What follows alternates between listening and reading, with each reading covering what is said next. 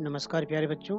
आज हम कक्षा 12वीं बितान भाग 2 में संकलित आनंद यादव के बहुप्रसिद्ध उपन्यास जूझ के अंश को पढ़ेंगे।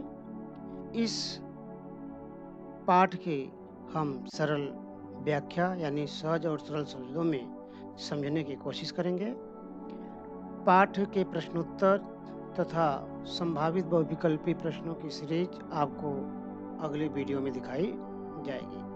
तो आइए पाठ पढ़ने से पूर्व हम लेखक का संक्षिप्त जीवन परिचय और उसकी प्रमुख रचनाओं को जानते हैं। आनंद रतन यादव का जन्म 30 नवंबर सन 1935 को महाराष्ट्र के कोल्हापुर के कागल गांव में हुआ था। इनका मूल नाम रत्नप्पा जकाते था।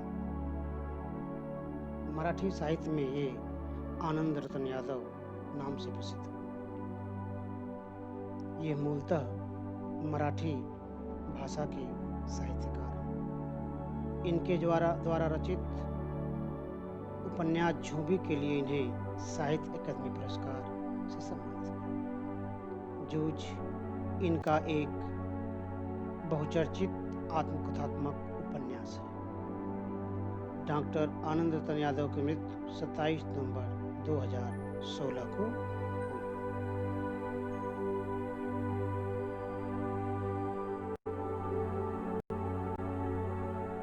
प्रस्तुत पाठ। यह मराठी के प्रख्यात कथाकार आनंद यादव का बहुचर्चित एवं प्रशंसित आत्मकथात्मक उपन्यास का एक अंश है।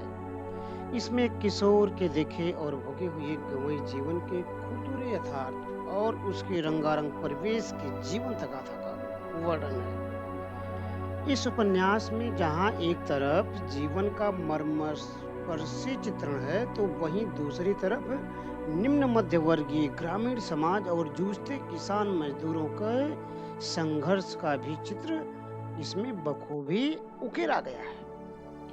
प्रस्तुत अंश जो हमें पढ़ना है में हर स्थिति में पढ़ने की लालसा लिए धीरे धीरे साहित्य और अन्य विषयों की ओर बढ़ते किशोर आनंद के आकुल कदमों की आहट सुनी जा सकती है, जो निश्चय ही किशोर विद्यार्थियों के लिए हम कदम बन सकती है।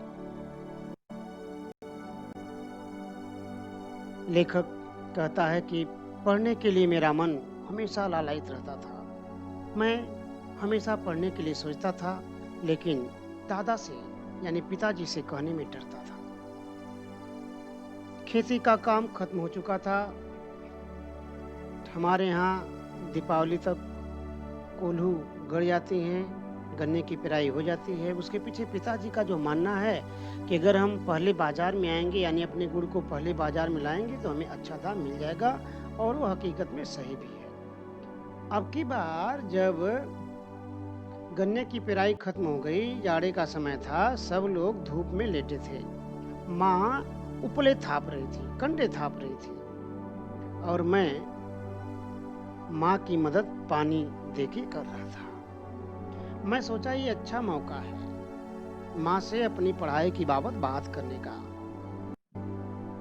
मैंने माँ से कहा कि माँ, खेती का काम खत्म हो गया है, अगर मुझे पढ़ने दिया जाता तो 2-3 महीने में मैं अपना 5वीं क्लास पास कर लेता।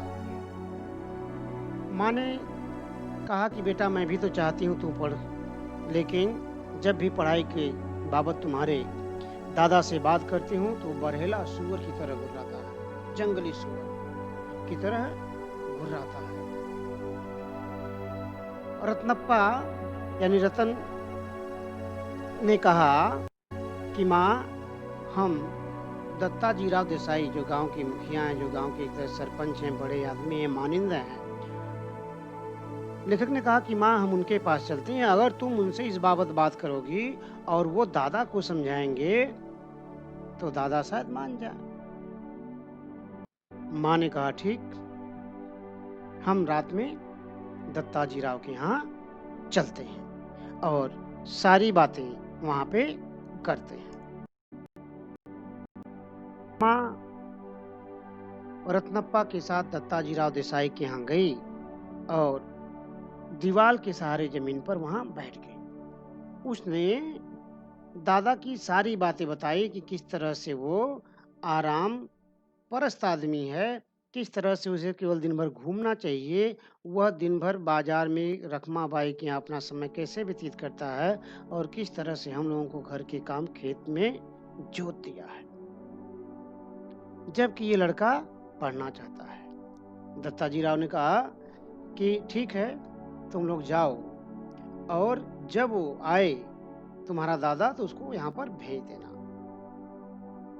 चलते चलते माँ ने कहा कि उससे ये मत कहना कि हम लोग यहाँ ये सब बातें आपको बताने आए थे, नहीं तो इसका बुरा प्रभाव हमारे ऊपर पड़ेगा। दत्ताजीराव ने कहा कि वो सब हमारे ऊपर छोड़ दो। अच्छा सुन रहे छोरे, जब तुम्हारा दादा यहाँ आ जाए कुछ देर बाद तुम भी यहाँ पर किसी न किसी बहाने से आ जाना। माँ बेटे दोनों घर आते हैं। कुछ देर बाद उसका पिता आता है तो माँ उससे कहती है कि मैं साग भाजी देने देसाई जी के यहाँ गई थी, उन्होंने आपको बुलाया है। वहाँ पे जाना सम्मान की बात थी। उसने कहा कि मैं जा रहा हूँ और तुम एक काम करना, रोटी वोटी बना के रखना, खाना बना के रखना। वह वहाँ पे जाता है।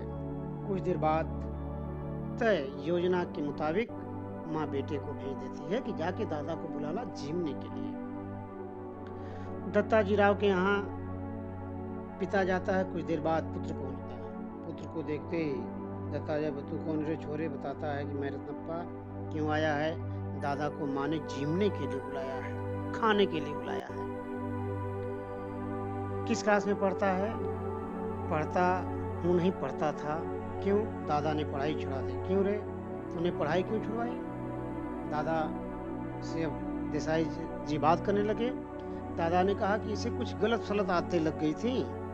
कैसी गलत सलत आदतें? ये कभी सिनेमा जाना, कभी बाजार इधर उधर का काम करने लगा। लेखक कहता है कि पिताजी मेरे ऊपर झूठे आरोप मारने लगे तो मैं भी अपने बचाव के लिए कुछ इधर उधर मिला करके पिताजी अपने आत्मरक्षार्थ मैंने भी दोषारोपण कर दिया। नहीं, मैं ऐसा नहीं करता हूँ। हाँ, एक आध बार मैं जो कंडे गोबर बीन के लाता हूँ, जो माँ उपले पाती है, उससे करके मैं एक आध बार चला गया। दत्ताजीराव ने कहा कि तू कल से पाठशाला जाएगा, इसे कल से पाठशाला भेजो। और सुन, अगर ये तुझे पाठशाला नहीं भेजता है तो तू सीधे मेरे यहाँ चले जाना, क्योंकि इसके यहाँ थोड़े बच्चे ज़्यादा हो गए हैं, इसलिए कुत्तों जैसा व्यवहार तुम्हारे साथ कर रहा है। और मेरे यहाँ ना मैं तुम्हें पढ़ाऊँगा, अगर हो सकेगा तुम कुछ काम कर देना। लेखक बाहर निकलता है। जैसे ही बाहर निकलता है, देसाई जी दादा को डांट रहे होते हैं। कहते हैं, अरे बालक है, गलती कर ही दिया तो क्या उसके भविष्य को चौपट करोगे? दत्ताजीराव के यहाँ से दादा आते हैं, खाने पे बैठते हैं और वो कुरकुर करते बड़बड़ाते रहते हैं कि बहुत पढ़ने का तुझे भूत चढ़ा है ना, मैं तुझे पढ़ाऊंगा। और देखो, तुम्हें पढ़ना होगा, अगर तुम्हें पढ़ना है तो इन शर्तों को मानना होगा।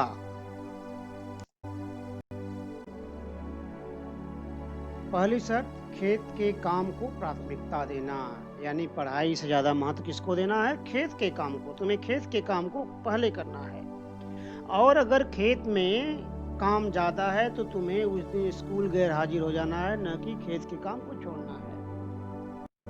सुबह उठना, खेत का काम करना, आना, फिर स्कूल जाना, स्कूल से आना, फिर पशुओं को लेकर के चरवाही करने जाना। और अगर मैं कभी तुम्हें लापरवाही करते इसमें पाया तो जहां पाऊंगा वहीं तुझे लतियाऊंगा, कचूमर तुम्हारा वहीं निकालूंगा, समझ लेना। लेखक का था कि मैंने सारी बातें स्वीकार कर ली सहज, ऐसा लगा जैसे मैं खुशी खुशी स्वीकार कर रहा हूँ। क्यों? क्योंकि मुझे उस समय केवल और केवल पढ़ने का जुनून था। मुझे किसी तरह केवल और केवल पढ़ने की इजाजत, अनुमति चाहिए थी। और इस तरह से सशर्त दादा ने मुझे पाठशाला जाने की इजाजत दे दी। मैं पाठशाला गया। पाठशाला जाने पर मुझे अपने से कम उम्र के बच्चों के साथ बैठना पड़ा, क्योंकि मेरे नाम के आगे नापास लिखा था। नाम कटा नहीं था, नाम के आगे नापास लिखा था, तो जो मुझसे 1 साल पीछे बच्चे थे उनके साथ मुझे बैठना पड़ा। उस क्लास में, मतलब पूरे पाठशाला में, केवल मेरे मोहल्ले के परिचित 2 बच्चे थे। क्लास के जो बच्चे थे वो शरारत कर रहे थे। ये तो मानसिक आधार पर मैं था कि मुझसे जूनियर बच्चे हैं। दूसरे बच्चे मुझे परेशान करते। उसमें एक चौहान का बच्चा था जो मेरे गमछे की पगड़ी बना के मास्टर की नकल कर रहा था। कुछ देर बाद रणबड़े मास्टर आए। उन्होंने जब देखा कि मेरा गमछा मेज पर रखा है, किसका गमछा है रे? तो मैं खड़ा हूँ, मास्टर मेरा। तू कौन? मैं जकाते। वो समझ गए कि ये काम, ये हरकत कौन कर सकता है? चौहान का बच्चा। तो उन्होंने कहा कि चौहान का बच्चा सुधरेगा नहीं, इसकी मैं खबर लेता। करा कुछ देर बाद कुछ बच्चे मेरी धोती खींचने लगे, कुछ करने लगे, मुझे तरह तरह से परेशान करने लगे। मेरी ही क्लास, मेरी ही पाठशाला, मेरे ही सहपाठी। लगा जैसे मुझे चोंच मारने लगे। मुझे लगा कि नाहक मैं पढ़ने के लिए आया, इससे अच्छा तो खेत का काम ही था। मैं मन ही मन सोच रहा था कि मैं कहां से आकर के यहाँ पर फिर फंस गया। इसी बीच हमारे कक्षाध्यापक मंत्री नामक मास्टर हैं, जो बहुत सख्त थे। वो बच्चों की शरारत को थोड़ा भी स्वीकार नहीं करते थे। वो गणित पढ़ाते थे। अगर बच्चे उनसे सवाल पूछते तो बताते थे, अगर कोई बच्चा बदमाशी किया तो उसको वहीं पर जड़ देते थे, जिससे बच्चों में अच्छी खासी उनकी दहशत थी। बच्चे घर से पढ़ के आने लगे ताकि मास्टर की मार ना पड़े। मास्टर की मार से बचने के लिए मैं भी घर से पढ़कर थोड़ा थोड़ा आना शुरू कर दिया। पाटिल नामक जो मेरा सहपाठी था, वो दुबला पतला था, कदकाठी का, लेकिन पढ़ने में बहुत तेज था। उसके हिसाब गणित बहुत अच्छी थी।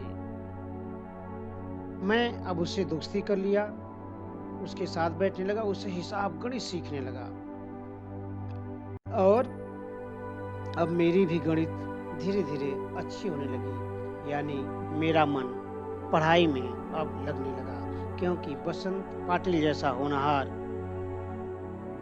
विद्यार्थी मेरा मित्र बन चुका था। नवा सौंदेलकर हमारे मराठी शिक्षक थे। उनकी पढ़ाने की अपनी विशेषता थी। वो पढ़ाते पढ़ाते भाव विभोर हो जाया करते थे। वो यति गति लय ताल छंद के हिसाब से कविता को पढ़ाते और भाव साम्य की कविताएं सुनाते, तथा कभी कभी कवियों के संस्मरण भी सुनाते, जिससे कविता की तरफ हमारी रुझान बढ़ने लगी। और चूंकि वो स्वयं कवि थे, स्वयं कविताएं लिखते थे, इसलिए अपनी भी कविताएं वो कभी कभी सुनाते। इससे मेरा कविता के प्रति, काव्य के प्रति, साहित्य के प्रति रुझान थोड़ी थोड़ी बढ़ने लगी। मैं सौंदेलकर मास्टर से प्रेरित होकर के तुकबंदियां करने लगा। मैं खेतों में जाता, अपने पशुओं को रस्सी से बांध देता और वे पूरे खेत में घूम घूम के घास चरती, और मैं सोच सोच के कविताएं लिखता, याद करता। कभी भैंस की पीठ पर लिख के याद करके मिटाता, कभी पत्थर पर लिख करके याद करके मिटाता। मुझे लगा कि अब ये जो खेत जो पहले मुझे उबाऊ लगता था, अब मेरे लिए सही है, क्योंकि यहाँ पर एकांत है, यहाँ पर यति गति के साथ गाया जा सकता है, यहाँ पर थुई थुई करके नाचा जा सकता है, यानी मन माफिक कविता को आवाज दी जा सकती है। मैं तुकबंदियां कर लेता, मास्टर को दिखाता, नवाज सौंदेलकर साहब को दिखाता। नवाज सौंदेलकर साहब मेरी कविता की तारीफ करते। मुझे नवाज सौंदेलकर साहब को देखकर मास्टर साहब को देखकर एक और विश्वास मेरा बढ़ा कि कभी हम लोगों की तरह एक आम आदमी होते हैं जो हाड़ मांस के बने होते हैं। मैंने मास्टर की कविता को भी पढ़ी, मैंने मास्टर को भी देखा और मास्टर की उस मालती बेल को भी देखा जिस पे मास्टर कविता लिखी थी। मेरा आत्मविश्वास बढ़ता गया। अब मैं जब कविताएं लिख लेता, रात तक मैं इंतजार नहीं कर पाता और मैं भागा भागा जाता मास्टर को दिखाता। मास्टर मेरी कविताओं की तारीफ करते। अब वो मेरी कविताओं को देखकर उसमें बारीकियां को बताते, समझाते किस तरह से कविता में लय, ताल, छंद, कविता में किन किन चीजों का ध्यान देना चाहिए, एक एक चीज को वो मुझे समझाते और धीरे धीरे मेरी कविता में निखार आने लगा। मैं कविताएं लिखने लगा। प्रिय विद्यार्थियों, इस पाठ में हमने सीखा कि यदि हमारे पास कथानायक की तरह किसी कार्य को करने की दिली लालसा, दृढ़ इच्छा शक्ति तथा सकारात्मक सोच हो तो हम अभाव में भी अपना प्रभाव बना सकते हैं, अपनी मंजिल को पा सकते हैं, सफलता की सीढ़ियों को छू सकते हैं। आज के लिए बस इतना ही। इस पाठ से संबंधित बहुविकल्पी प्रश्न आपको वीडियो के बारे में जहाँ पे दिया होता है उसको जब आप खोलेंगे तो उसमें इसका लिंक दिया जाएगा, उसे क्लिक करके आप प्रश्नोत्तरी में सहभाग कर सकते हैं। इस तरह के अपने पाठ्यक्रम से संबंधित और वीडियो देखने के लिए चैनल को लाइक, सब्सक्राइब और शेयर करना न भूलें। धन्यवाद। मिलते हैं फिर अगली क्लास में।